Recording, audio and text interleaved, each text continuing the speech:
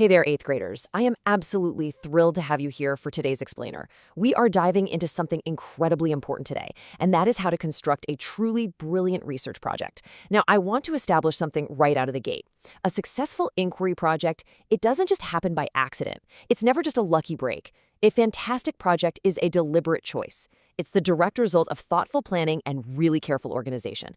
So today, we are going to look at exactly how you can become the chief architect of your very own learning. And there's actually a timeless piece of wisdom that perfectly captures what we're talking about. Look at this incredible verse from Luke 14:28. It asks, "Suppose one of you wants to build a tower. Won't you first sit down and estimate the cost to see if you have enough money to complete it?" I mean, think about it. Just like building a massive, magnificent tower, an academic project requires a master plan before you lay the very first brick. You wouldn't just start chucking stones into a pile and cross your fingers that a tower magically appears, right? Of course not. You need a blueprint. So, what happens when we don't have a plan? Let's look at the stark contrast here. When you just dive in blind, what do you usually hit? Stress, major roadblocks. You end up with rushed, messy work at 11 p.m. the night before it's due. You find yourself running straight into walls because, well, you didn't look ahead. But look at the flip side. Working with a plan gives you amazing efficiency. It produces far better results. And honestly, most importantly, it gives you peace of mind. Knowing your timeline, your resources, and your goals ahead of time, that literally transforms a chaotic, panic-inducing assignment into a calm, focused mission. Now, since our whole lesson today is about the power of planning, it's only right that we start with a solid plan of our own. Here's our quick roadmap. We'll look at what to do before you build. Examine the step-by-step blueprint, talk about gathering your resources, learn the secret to building a realistic timeline, and finally, we'll anchor the whole thing in the godly learner's purpose.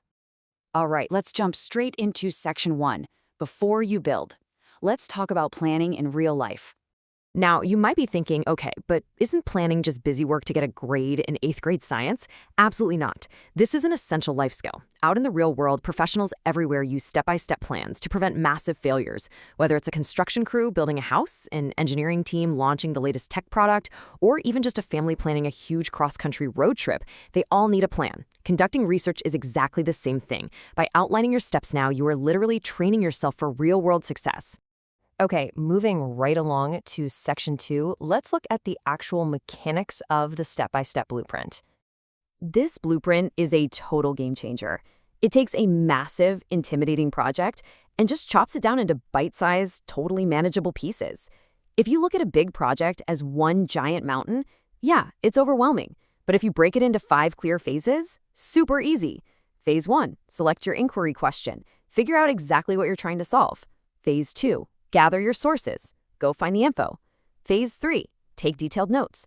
Phase 4, organize those findings into a nice outline.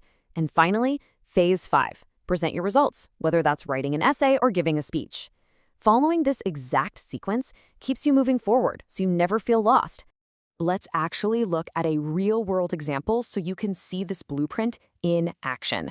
Let's say your selected question for Phase 1 is, how do school gardens benefit student health? That is a fantastically specific question. So what does your action plan look like? It might say, I need to gather 5 credible sources. I'm going to interview a science teacher who runs a garden. And I'll create a chart comparing student health data before and after the garden programs were introduced. Do you see how crystal clear that is? Suddenly, there's no guesswork. You know exactly what to tackle the second you sit down at your desk.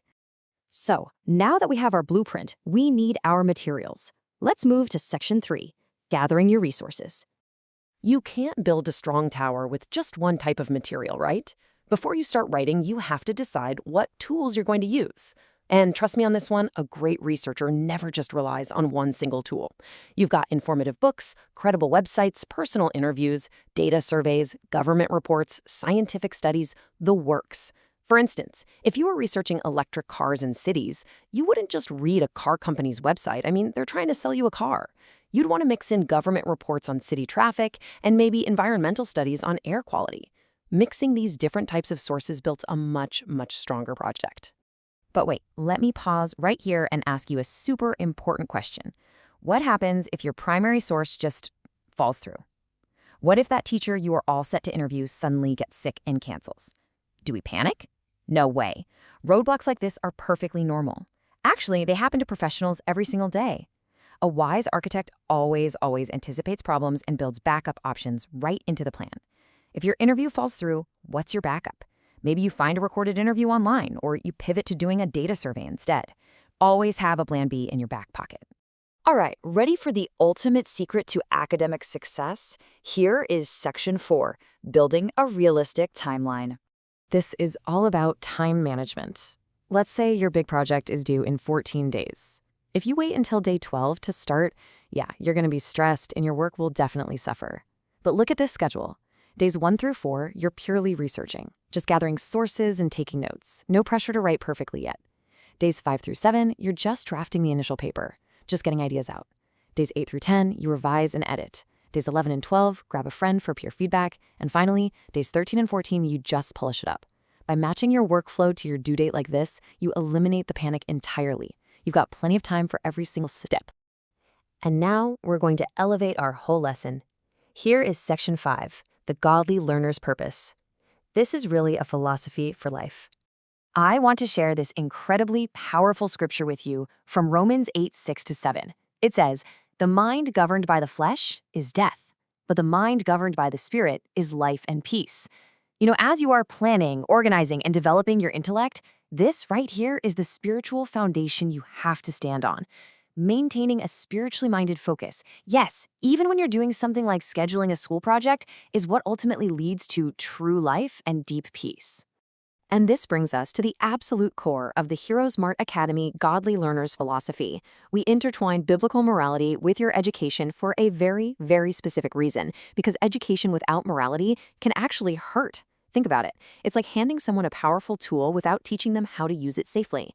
Knowledge and intelligence are meant to help you make wise, righteous, God-honoring choices, not just make you more capable of doing whatever you want. Your growing intelligence is a literal gift from God. So yes, pursue academic excellence with everything you've got, but keep your mind centered on God, on truth, on wisdom, and on righteous choices as you use these amazing new skills.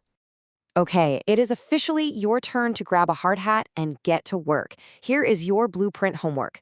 Number 1, write down 3 clear steps for starting your specific project. Number 2, list 2 different resources you're going to use. Number 3, write down 1 possible problem you might hit and exactly how you'll solve it. Number 4, create a 5-day mini research timeline, just like that 14-day one we looked at earlier. And number 5, explain in your own words why having a plan is so vitally important. I want you to step into this with confidence. You've got the organizational skills now, so apply them. So I want to leave you with this final thought. You have the blueprint. You understand the tools. You know exactly how to pace yourself. So the question is, as you pursue academic excellence, what kind of magnificent, God-honoring tower will you build with your education today? The foundation is perfectly set. It's time for you to start building. Have a fantastic time planning your projects. Keep your minds focused on truth, and I will see you next time.